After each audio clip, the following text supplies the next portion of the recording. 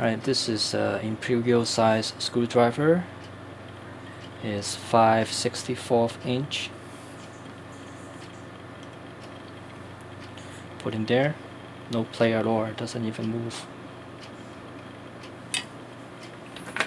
And this is a metric system one. It says H2.0 here. I guess it's M2 or whatever the metric system. You can hear the sound from the play. See how much it moves. I'm gonna measure it.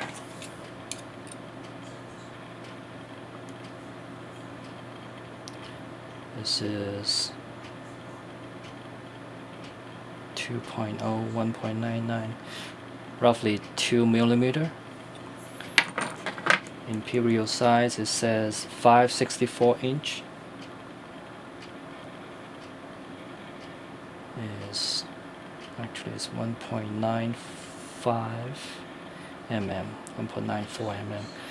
That's why if you use a metric system one, you're gonna have play, and you can strip the screw. See how loose that is. This is the imperial one.